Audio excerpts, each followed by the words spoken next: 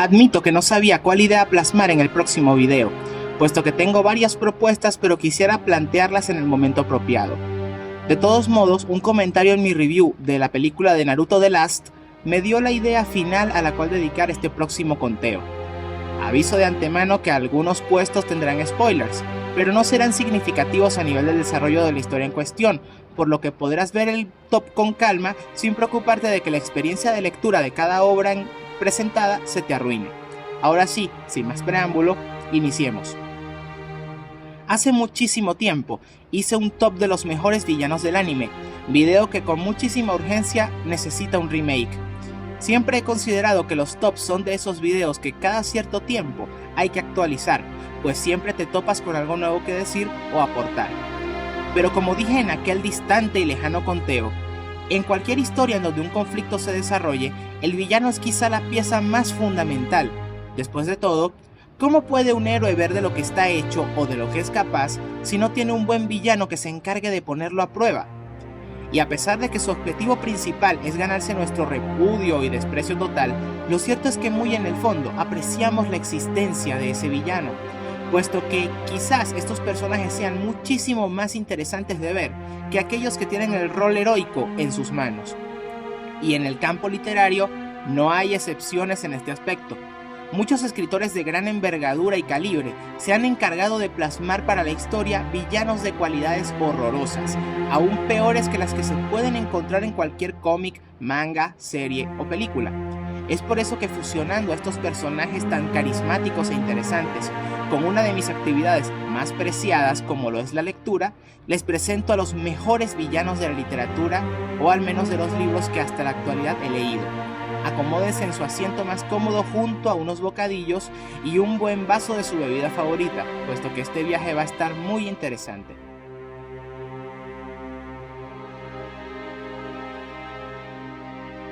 Los que vieron mi video de recomendaciones de libros sabrán que soy un fan declarado de las novelas de Harry Potter, así como también considero a J.K. Rowling una de mis heroínas.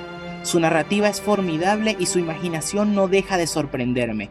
Es por ello que el 10º puesto le corresponde al principal antagonista de su mítica saga fantástica, el oscuro mago Tom Riddle, mejor conocido por sus adversarios y aterradas víctimas como Lord Voldemort, es quien inicia este conteo. La sola mención de su nombre encarna aterradoras emociones a quienes han tenido la desgracia de topársele y milagrosamente sobrevivir, por lo que muchos se refieren a él como quien tú sabes o el que no debe ser nombrado. No solo porque ha demostrado tener cotas de maldad envidiables, sino porque su traslado dentro de la saga mágica ha sido por lejos interesante, sombrío y macabro. Empezó como un estudiante cualquiera en la escuela de magia Hogwarts, pero su fascinación por las artes oscuras lo llevó a esos rincones de la magia en los que ningún estudiante cuerdo debería meterse. Sus aprendizajes le condujeron a ser un alumno ejemplar, llegando a ganarse la simpatía de muchos miembros del profesorado. Sin embargo, no fue sino hasta un momento determinado en que la verdadera naturaleza de Tom salió al exterior. En una de sus cruzadas internas de aprendizaje sobre magia y hechicería, se topó con uno de los métodos mágicos más escalofriantes de la historia: la capacidad de dividir tu alma en varios pedazos y así garantizar tu perduración en los albores del tiempo. Algo muy parecido a la inmortalidad. Es como si dejaras varias vidas esparcidas en objetos inertes o incluso seres vivientes. El arte de la creación de Horcruxes condujo a Voldemort en su primera cruzada, en la que sus siervos más devotos, los mortífagos, se encargaron de masacrar a una cantidad inescrupulosa de magos y muggles, puesto que Voldemort, a pesar de su herencia de sangre impura, creía fervientemente en los principios de Salazar Slytherin, tratando de purgar a Hogwarts y al mundo de la magia de aquellos que no eran dignos de aprender sus secretos, según él. Voldemort se caracterizó por hacer actos delictivos deleznables, como recurrir a Barty Crouch Jr. para torturar a los padres de Neville Longbottom, asesinar unicornios y beber su sangre para continuar vivo en el cuerpo del profesor Quirrell, corromper y violar las más estrictas leyes mágicas y casi de forma absoluta apoderarse del Ministerio de Magia. Eso sin mencionar sus vastos conocimientos sobre antiguas artes oscuras y prohibidas y su uso inmisericordia de los denominados maleficios imperdonables. Voldemort es lo más cercano a maldad perfecta que puedas encontrar en esta mítica saga, y lo más seguro de todo es que lo encuentres incluso más interesante de explorar que el que se supone es el héroe de toda esta legendaria batalla. Villano formidable, carismático, temible y extremadamente poderoso e intimidante. Es por eso que con mucho gusto de mi parte se encarga de abrir las puertas del top con el 10º puesto.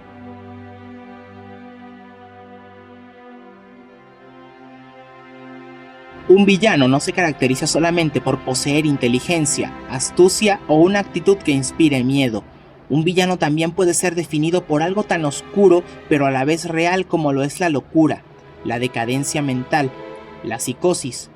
Existen muchos exponentes literarios que han demostrado cómo los males mentales pueden crear villanos formidables, pero el que quizá resalta entre todo ese montón en el aspecto más explosivamente explícito y gráfico es el que ocupa el 9º puesto de este conteo. El Yuppie de Wall Street, Peter Bateman, es quien sigue en la fila.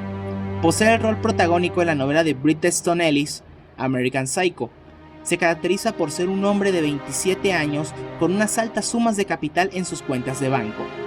Es sumamente superficial, narcisista, materialista y metrosexual, llegando a prestar una atención casi apoteósica a los bienes materiales de sus rivales, sus adquisiciones, las marcas de sus trajes o zapatos o las distintas posiciones alternas que puedan tener o acceso a puestos de prestigio dentro de las instalaciones capitalistas de Wall Street y sus lobos multimillonarios. Pero lo verdaderamente interesante de este hombre es su otra cara en la faceta de moneda metafórica de su personalidad. A pesar de poseer todo lo que tiene, Bateman es mejor conocido por los fans de esta novela por ser un asesino en serie, el cual posee como principal pasatiempo el asesinato a sangre fría, gráfico y sangriento, el sexo ultraviolento y el sentir el placer de matar a aquellos que no encajan en su psicopática vida. La patología de Bateman se va desarrollando a lo largo del libro de una forma sumamente cruda y poco piadosa, llegando a asesinar a un vagabundo arrancándole la nariz, a un perro destripándolo, a un niño destajándole el cuello y a un número alto de prostitutas a las cuales es capaz incluso de matar en medio de un gráfico acto sexual, cuyas descripciones en la prosa de Ellis son dignas de un filme XXX. Sin embargo, no solo es esa la idea escondida detrás de este patológico personaje, sino que también nos permite ver más allá, escondiéndose una brutal crítica social sobre los estatutos de los yuppies de Wall Street y su materialista y adinerada existencia, llegando a mostrar la cara de un hombre que no solo disfruta matar, sino que posee un conflicto interno sumamente sorprendente al exponer su rechazo a cualquiera con intenciones emocionales hacia él, a la vez que esto roza en contraste con un deseo psicopático de ser querido y apreciado. Peter Bateman es uno de esos personajes que, a pesar de ser parte de una novela no muy rica artísticamente, oculta tras su faceta demente y enferma a un villano que probablemente sea solo una víctima de las circunstancias, pero que sin duda alguna no es un hombre con el que quisieras toparte. Puesto número 9 para este psicópata empedernido, pervertido, materialista y brutalmente violento.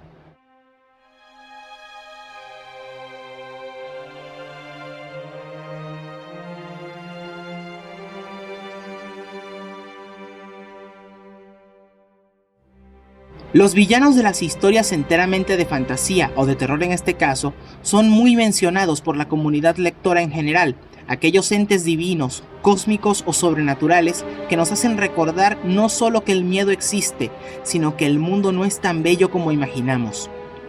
En el metaverso literario existen muchas referencias a este tipo de seres, pero el que quizás sea proclamado como el padre de estas criaturas es Howard Phillips Lovecraft. Una enorme parte del desarrollo, evolución y concepción del terror gótico y actual en la literatura universal ha pasado por la escuela Lovecraftiana, y la magistral mitología de este escritor ha dejado un legado del que muchos autores de terror moderno son en gran parte herederos, y ese es un mérito del que nunca se le podrá despojar. Entre ellos se hallan grandes villanos como el payaso Pennywise de la novela It de Stephen King. Sin embargo, el que a mi parecer es el mejor villano cuando hablamos de entes cósmicos y sobrenaturales es el dios y criatura conocido como Nyarlathotep, que es quien se adueña de este lugar en el conteo.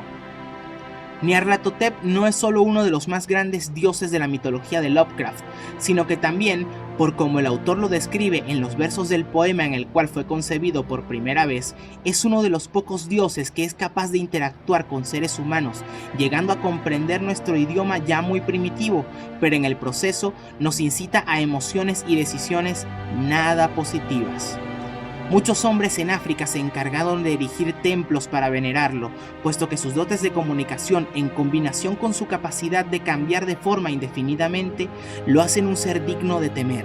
Nyarlathotep no posee una pizca de bondad en su interior, no es nada considerado ni benevolente, solo es una brutal criatura capaz de hacer las más crueles hazañas, ya sea por placer o incluso por un simple capricho, siendo capaz incluso de asesinar a quienes con fe viva le rinden tributo, arrasando con masas enteras de gente. Es increíble que en Japón, por ejemplo, los nipones no hayan conocido tan masivamente el legado de Lovecraft por su monstruo cruel y poderoso, sino por una reinterpretación a mi parecer cutre, ridícula y sin ninguna gracia. Si quieres conocer a esta eminencia de Lovecraft, no veas ese anime, sino deleítate sumergiendo tu mente en el macabro, sombrío y cruel mundo de las entidades cósmicas lovecraftianas.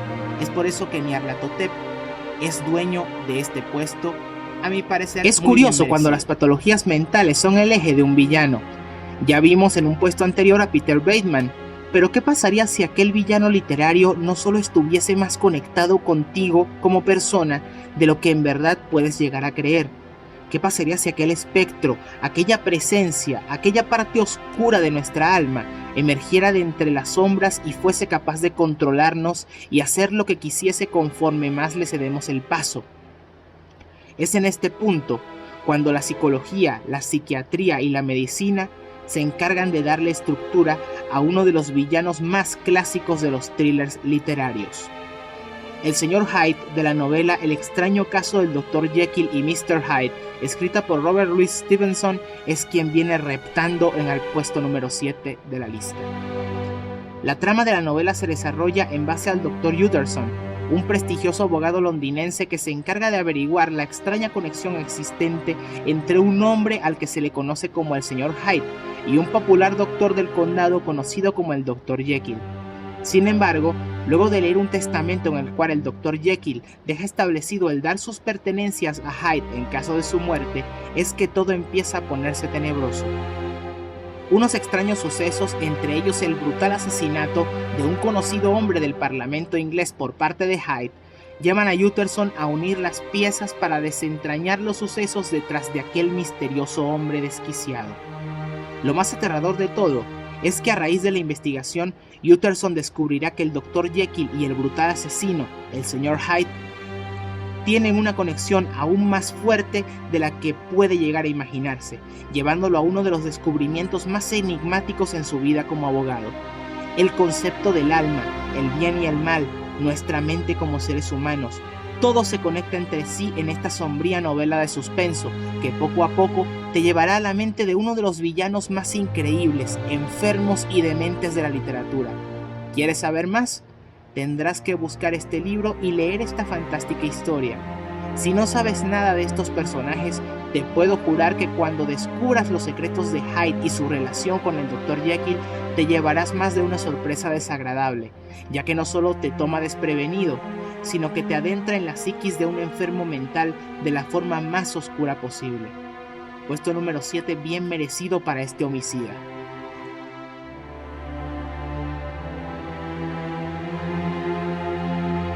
La cortesía, la cultura y el alto nivel intelectual no es sinónimo de un buen ser humano.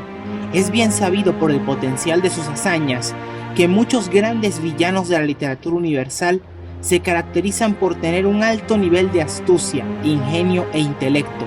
¿Y quién mejor para decirlo que el asesino y caníbal Hannibal Lecter, quien se corona como dueño de este puesto? Nacido en Lituania y testigo de un brutal suceso en el que su hermana fue violada, asesinada y devorada por unos soldados, Lecter se sostuvo como una persona de alto prestigio e inteligencia, pero con una personalidad muy reservada en ciertos aspectos. Especializado en psiquiatría, ciencias y gastronomía, este asesino es uno de los mayores exponentes de que las apariencias engañan.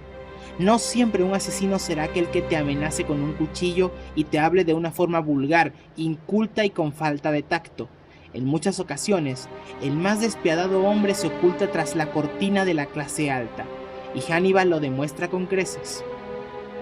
Otro aspecto que caracteriza mejor al personaje es su inconmensurable astucia a la hora de lidiar no solo con sus víctimas, sino a la hora de evaluarlas y poder plantear la posibilidad de escape en caso de una investigación policíaca. Nadie ha logrado atraparlo exitosamente, y en cuanto lo hacen luego de un alto calvario de procedimientos, siempre encuentra la forma de escabullirse, por más medidas de seguridad que se tomen, puesto que el Dr. Lecter es un hombre que se recurre a la mente y a las posibilidades para lograr sus cometidos, y no hay ideas desesperadas que tienten a la suerte. De la misma forma, demuestra un alto nivel de vocabulario y unos modales impecables, lo cual, más que hacerlo inofensivo, repotencia su aterradora naturaleza, capaz de tener ciertos gustos exquisitos a nivel de gastronomía, como el suculento sabor de la carne humana.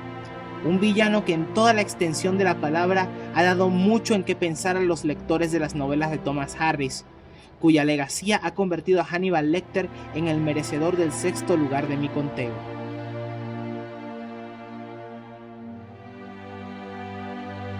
Los hombres que se pueden considerar siervos de Dios normalmente se asocian con bondad, buena voluntad y un corazón digno de ser admirado. Los hombres en sotana que siempre se encargan de realizar el santo oficio y absolver de los pecados a los hijos de Dios, siempre serán asociados con piedad y pureza. Sin embargo, como la historia lo ha demostrado, el ser un siervo de Dios no significa que no se pueda ser capaz de obrar la maldad. En el mundo de la literatura existen exponentes de esta clase que demuestran ser el lado más cruel, corrupto y pendenciero de la Iglesia Católica, llegando a sumirse en las garras oscuras del pecado y estar dispuestos a hacer todo por sus propios deseos. El juez Claude Frollo lo demuestra con creces al salir a escena. Es el principal antagonista de la legendaria novela Nuestra Señora de París, escrita por el autor francés Victor Hugo. Este escritor también es conocido por otras obras como por ejemplo Los Miserables. La trama de Nuestra Señora de París solo puede ser descrita como una de las más importantes evidencias y uno de los más fieles registros del romanticismo francés, narrándonos la brutal historia de la gitana Esmeralda, el caballero Febo y el horrendo jorobado Quasimodo. El nombre más popular para esta novela es evidentemente El jorobado de Notre Dame, a la cual incluso Disney le hizo su propia versión en el cine. No se puede decir mucho de este hombre que ya no se haya dicho anteriormente. Su caracterización como la personificación más pura del lado oscuro de la fe lo convierte en uno de los más emblemáticos villanos de la literatura clásica francesa. La sola pronunciación de su nombre es sinónimo de temor en las calles parisinas, siendo capaz de asesinar a aquellos que, según su criterio, violan la santa ley. Esto se hace mucho más mórbido cuando contrastamos con su conflicto interno, en el que somete su entrega casi literalmente en cuerpo y alma a la Santa Madre Iglesia y sus lujuriosos deseos por poseer a Esmeralda solo para él.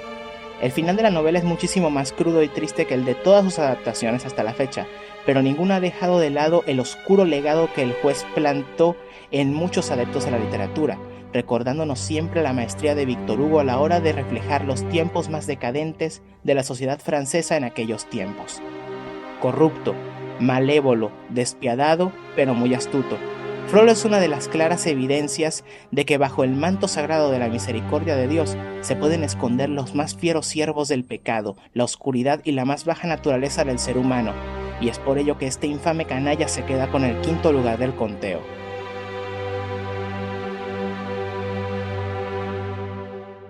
Stephen King es uno de los más prolíficos escritores de terror de la era moderna. Sus obras literarias han marcado un punto y aparte en el esquema del terror desde un contexto un tanto más alejado de su etapa más clásica, pero conservando la esencia más pura de los grandes clásicos de la historia del terror en formato de texto impreso. Como ejemplo podemos citar obras como It o La Casa Negra, en la que se conserva la esencia de grandes maestros como por ejemplo Howard Phillips Lovecraft. Sin embargo, cuando hablamos de villanos, el elegir el peor de todos es una tarea muy difícil, pues la abundancia de blancos a escoger es inmensa.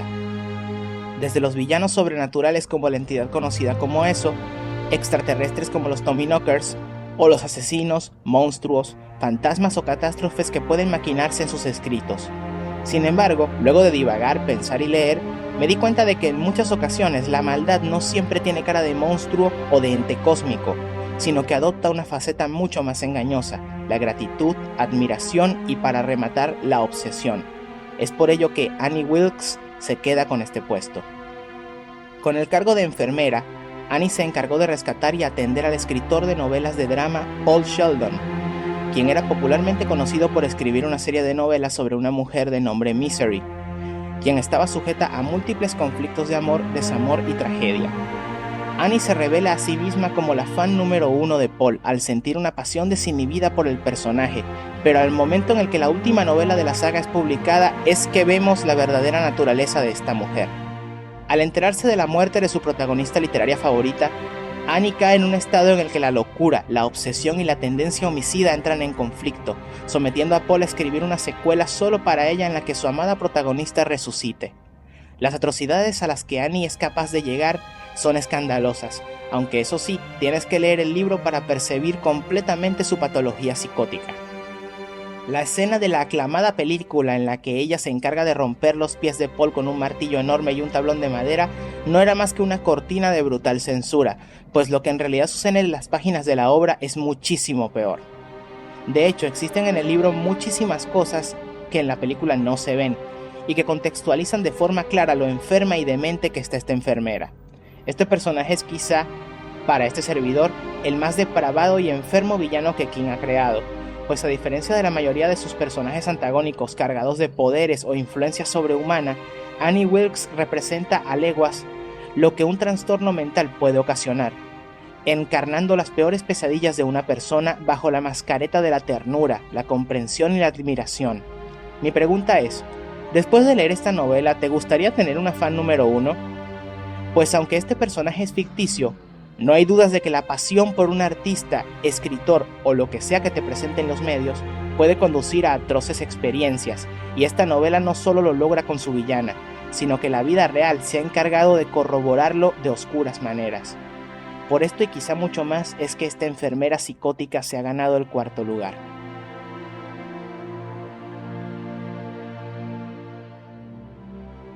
Es hora de movernos al mundo de la fantasía, que es quizá uno de los géneros más leídos en el mundo literario. Ya habíamos visto en el puesto 10 a Lord Voldemort, así que ¿quién podría ser mejor que ese mago oscuro, descarnado y cruel? Llegó el momento de develar al antagonista de una de las obras de fantasía más formidables de la historia.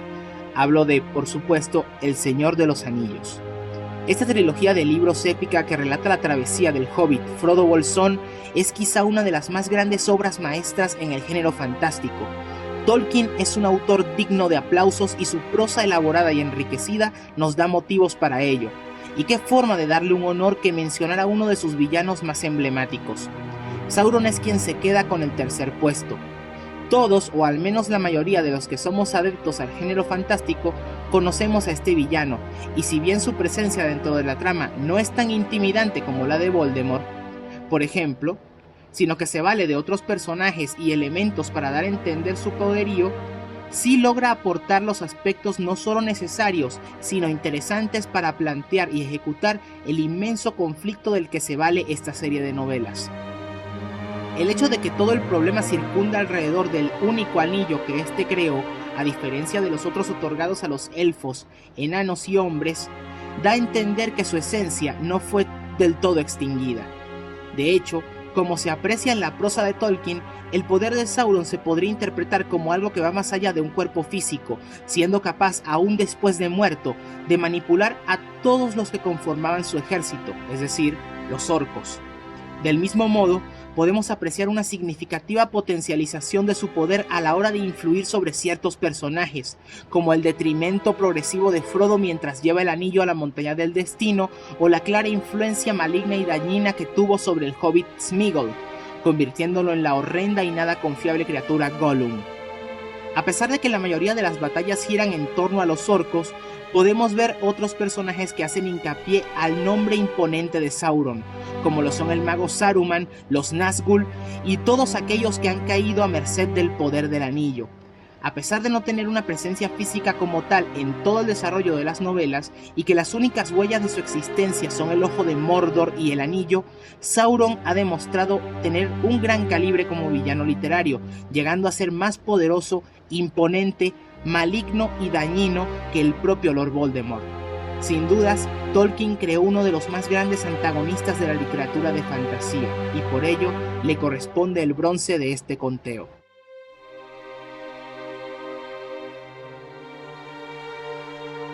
Gran Bretaña vuelve a formar parte de este top con la medalla de plata. Muchos de los más grandes escritores de la historia provienen de Inglaterra, tierra de genios y de grandes mentes creativas, pero encima de grandes estatutos literarios, como lo son J.K. Rowling y J.R.R. Tolkien, existe un consagrado autor que dio paso a la maestría total en el metaverso de las llamadas novelas históricas. Realizar este tipo de obras literarias no es tarea fácil, pues su elaboración no solo requiere de astucia a la hora de manejar a tus personajes, sino un amplio conocimiento sobre la época que pretendes contextualizar y describirla a detalle en el transcurso de la trama. Ken Follett ha demostrado tener las riendas en el asunto, y su obra maestra Los Pilares de la Tierra se presta para darle apoyo. Siendo una de las más épicas historias y con más de 1300 páginas de extensión, Los Pilares de la Tierra nos narra las desventuras de un grupo de personajes que intentan realizar algo tan ambicioso como construir una catedral gótica desde cero. Para ello habrá de por medio un montón de conflictos en los que figuras políticas de nobleza y clero tomarán cartas y establecerán un sanguinario juego de poder en el que las familias, clérigos y cientos de civiles tomarán papeles relevantes. Y en este reparto enorme de personajes, William Handley y el obispo Wayrun resaltan como los villanos más despiadados de todos.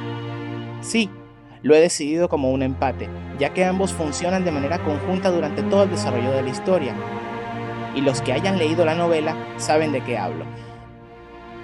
Wayrun es un clérigo que, desde tiempos muy anteriores a los sucesos narrados en las primeras páginas, ha formado parte de tratos y conspiraciones horribles por mera conveniencia. Su elección como obispo le dio el poderío y control suficiente para hacer la vida del prior Philip, uno de los principales héroes de la novela, prácticamente imposible. Cada vez que un inconveniente se presentaba, de la mano con la familia Hamley, él daba su siguiente movimiento sin chistar y absolvía automáticamente de sus culpas hasta los más sádicos asesinos, por mero control político y conveniente manejo de tierras para ampliar su monopolio personal. William, por otro lado, es el perro rabioso que realiza la mayoría de movimientos y trabajos sucios del obispo Wayrun, siendo capaz de las peores hazañas. Es un empedernido sexual, siendo capaz de sentir placer al torturar a una doncella. La sola idea de que ésta grite despavorida e intente escapar al verle la cara le produce erecciones abismales. En un capítulo de la novela despoja sin piedad de su virginidad a la joven Aliena, hija del antiguo conde de Shireen Bartolomeo, amenazándola con descuartizar a su hermano frente a sus propios ojos de no acceder.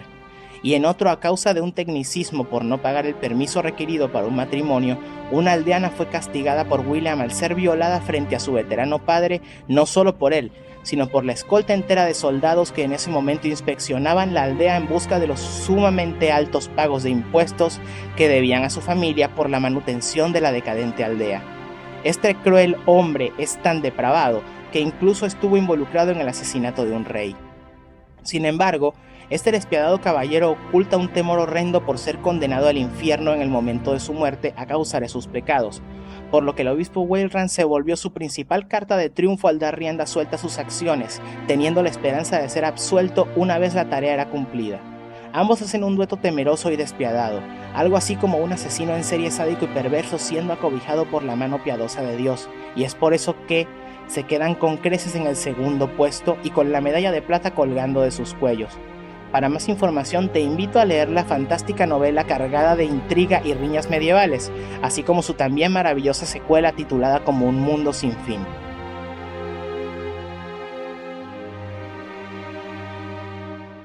Las mejores cosas es mejor no contarlas a detalle, especialmente cuando de literatura o de una historia hablamos.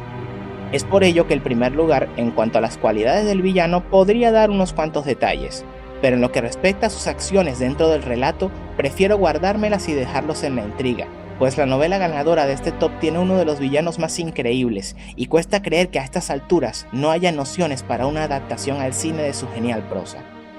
Entre el repertorio de villanos he dejado de lado a grandes personajes como el pirata John Silver de la Isla del Tesoro, pero es que cuando hablamos de este tipo de personajes es muy difícil esquematizar un número reducido, pues la literatura ha podido crear antagonistas mucho mejores que los de muchas películas, series o animaciones.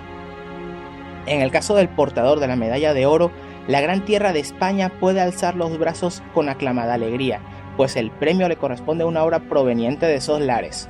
Francisco Javier Fumero, villano principal de la novela La sombra del viento de Carlos Ruiz Zafón, es quien asciende a la palestra del oro del conteo. Este mítico thriller español nos muestra la aventura misteriosa de Daniel, un joven que es llevado en compañía de su padre a un viejo lugar llamado el Cementerio de los Libros Olvidados. En su interior se topa con una misteriosa obra llamada La sombra del viento, escrita por un tal Julián Carax. El resto de la historia muestra a Daniel en compañía de su amigo Fermín, buscando una serie de pistas que conducirán al misterioso pasado de Julián, pues todos sus registros han sido eliminados aparentemente por uno de los personajes de la historia que Daniel encuentra en el cementerio. A partir de este momento, el inspector y jefe de policía, Francisco Javier Fumero, se encargará de hacer todo lo posible, hasta las más crueles hazañas, para culminar la vida de Daniel y Fermín antes de que cumplan su cometido. Esta novela mezcla con maestría la realidad con la ficción literaria, mostrándonos facetas psicológicas y misterios con secretos, pistas y acontecimientos fuera de serie, que conducirán a un revuelo de situaciones asombrosas y en algunos casos bastante intrigantes. Fumero es quizás la encarnación pura de un despiadado villano oscuro, pero muy astuto y sutil, quien llega a darle caza con astucia al par de protagonistas alrededor de las páginas de la colosal novela. Carlos Ruiz Zafón es un maestro literario, y su mítica historia lo demuestra con creces al darme uno de los más inteligentemente escritos, crueles y bastardos villanos de la historia de la literatura. Si quieres saber más, o hasta qué punto es Fumero de llegar, te invito a leer las páginas de esta novela, que te prometerán una aventura sin precedentes. Quisiera decir más, pero cuando hablamos de obras maestras, es mejor decir poco e incitar a la curiosidad. Bueno amigos, eso ha sido todo, espero que el video les haya gustado y recuerden que de ser así, hay un itinerario que seguir.